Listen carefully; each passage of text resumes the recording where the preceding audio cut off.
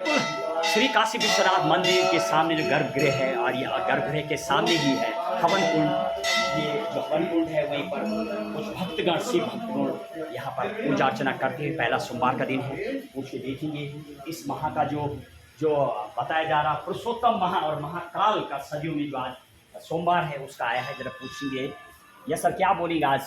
आज जो है चांद्रमत से चंद्रमास और सौरमास चांद्रमास से जो है आज पहला सोमवार है श्रावण का।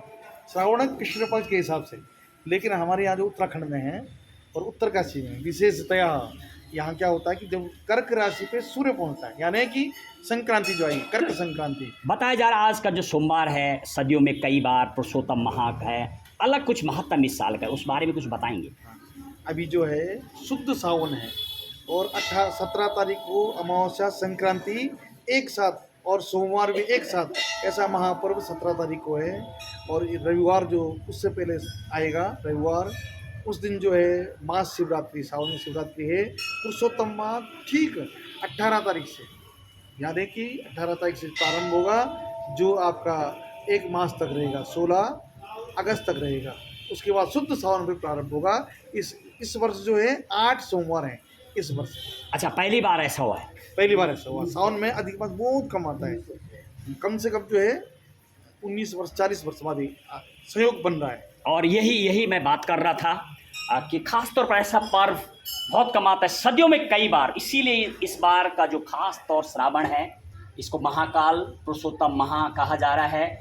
कई सालों में या लगभग बताया जा रहा है, जैसे कि ब्राह्मण जी बता रहे हैं 40 साल के लगभग में ऐसा समय आया है जब 8 सोमवार पड़ेंगे। आज तक कई बार 6 और 7 सोमवार पड़ते थे। और विशेष जो शिव भगवान को चढ़ाने को लेकर के जो महत्तम है उस बारे में विशेषतया के है जलेन वृष्टि माप्त होती। भगवान शंकर को तो केवल जल प्रिय है। कहते हैं जो गंगा जल आनी चढ़ावे सो सायुज्य मुक्ति नर पावे। तो भगवान शंकर को गंगा जल चढ़ाएं। भगवान शंकर को ज़्यादा से ज़्यादा जल चढ़ाना चाहिए और दूध दही घी शक्कर शहद पंचामृत से भगवान का स्नान कराएं, जिसकी जैसी कामना है। क्योंकि यदि कोई रोगी है तो व्याधि शांति कुशोदक है, कुशा के जल से जल चढ़ाएंगे सावन में तो रोग समाप्त हो जाए। जिसकी संतान नहीं हो रही, ये दुग्ध से अभिषेक करें तो बहुत पुण्य मिलता है। दधि से स्नान करें तो पशु कामया, जिसकी पशु की कामना है।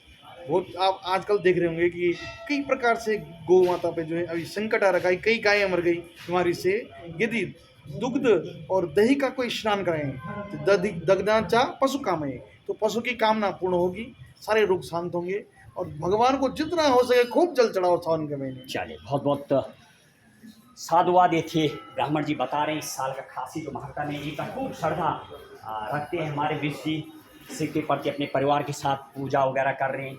और खासी बात करेंगे आज विश्वनाथ में बैठे हुए हैं। बीच जी, आपका बहुत बहुत स्वागत है। आप तो शिव के भक्त भी हैं और नमामि गंगे से लेकर तमाम गंगा पर भी आपके अभियान चलते रहते हैं। आज आप काशी विश्वनाथ में मंदिर में बैठे हैं, आज का जो महत्व है कुछ बताएंगे, खास क्या है? ओम नमः शिवाय। आज हम भगवान काशी विश्वनाथ जी के इस धरती पे उसके प्रांगण में पूजा कर रहे हैं और ये पिछले 3 दिन से पूजा चल रही है। और ये भगवान काशी विश्वनाथ जी हैं और उत्तराखंड में जो 12 ज्योतिर्लिंग हैं उनमें से एक भगवान केदारनाथ जी हैं। और दूसरे उत्तराखंड में सबसे ज़्यादा अगर महत्व है तो काशी विश्वनाथ मंदिर जी की है। यहाँ पे जो शिवलिंग है ये स्वयंभू शिवलिंग है, क्योंकि इनको स्थापित करने की कोई इतिहास नहीं है। कोई पुराणों में जो हमारे दैवीय शास्त्र हैं उनमें कहीं इसके स्थापना की कोई कथा नहीं है। तो ये स्वयंभू शिवलिंग जी हैं और यहाँ पे गंगा जल चढ़ाने से सभी जो आपके पाप हैं कष्ट हैं वो भगवान शिव हर लेते हैं और आपकी जो मनोकामना पूर्ण होती है। और माँ गंगा के तट पे हम लोग हैं, क्योंकि माँ गंगा का जन्म स्वर्ग से जब अवतरित हुई थी तो भगवान शिव की जटाओं में, शिव ने अपने जटाओं में थामा था। तो माँ गंगा की पूजा करिए और भगवान शिव जी को अधिक से अधिक जो श्रद्धालु हैं वो जल चढ़ाएँ, माँ गंगा जी का जल चढ़ाएँ।